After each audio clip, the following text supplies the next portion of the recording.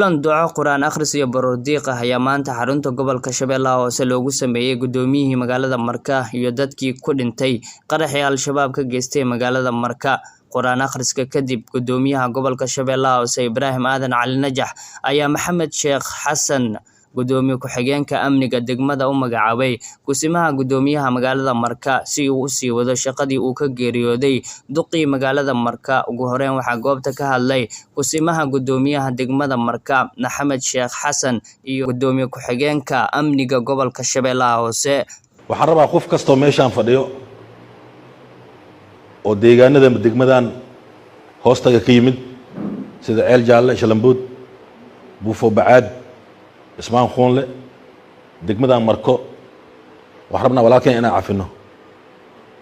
qof kasta oo meeshaan fadhiyo waxaan ka dalbaynaa inuu walaalkeena cafis u fidiyo. inna lillahi wa inna ilayhi raaji'uun. waxaan rabaa inaan ilaahay u baryo oo aan iraado walaalihii ku shahiiday magaalada Marka oo ugu horeeyo gudoomiye Cabdullaahi Cali Axmed Waakow, Allah u naxariiso, jannatul firdaws Allah geeyo.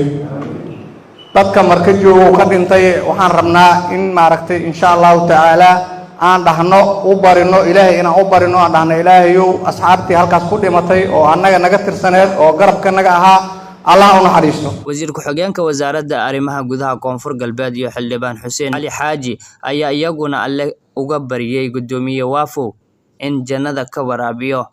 baroordiiq loo sameynayo gudoomiyaha Cabdullaahi Cali Axmed Waafow iyo odayaashii ku geeriyooday qaraxii daraati ka dhacay iyo saraakiishii askarta aheed. runtii waxaan leenahay Allah u naxariisto, dhammaantooda naxariis janna Allah ka waraabiyo. horta gudoomiye Waafow wuxuu ahaa maanta qof loogu sheekeynayo malaha.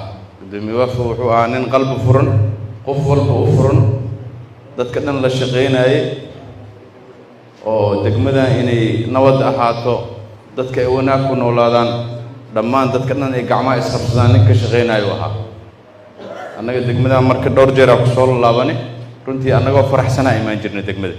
maantana annagoo mar guduud madax nagu xiranaa joognaa. ugu dambeyn gudoomiyaha gobolka Shabeellaha Hoose Ibraahim Aadan Cali Najax ayaa shacabka magaalada Marka u sheegay inay mar walba ay garab taagan yihiin lana shaqeeyaan laamaha amniga. waxaan rabaa inaan idinka codsado si guud ahaan walaalkeena nin mas-uul ahaa, nin odaygu ahaa, nin maamul ahaa. mararka qaar dowladnimada adigoo u heelinayo oo dadaal wada ayaa laga yaabaa qof walaala inuu kugu dhibsado.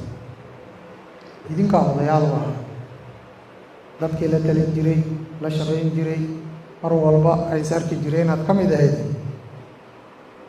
ciddii wax ka tabanayso inay iska cafiso, in la cafiyo. maanta Waafow uma dhiman, wax kale uma dhiman. maxaad dalkaaga ugu adeegaysaa, maxaad dadkaaga ugu adeegaysaa, maxaad diintaada u difaacaysaa, intaas keliya wax kaloo loo jeedin. kuwii dilayna ma nasan doonaan, annagana way naga go-an tahay dadaalkii dowladnimadii horumarkii aan ka shaqaynaynay halkiis inaan kasii wadno biidni illaahi tacaala. waxaan rabaa inaan kusoo gabagabeeyo gudoomiyaha Allah u naxariisto u dhintay beddelkiisa ilaa dowladda ay qof kale ka soo magacaabayso kusimo gudoomiye degmada waxaa kasii ah taliye Maxamed Sheekh. wax allaala wixii shaqaa gudoomiyuhu Waafow uu qaban jiray gudoomiyenimada Marka ahayd mas-uuliyaddeeda isaga ayay ku wareegaysaa, isagaa lagula xisaabtamayaa. dowladdana wakiil buuxa u ah, shacabkana wakiil ka ah. idinkana waxaan idinka codsanaynaa mas-uuliyaddaas inaad kala shaqaysaan, dhammaantiina aad garab u noqotaan.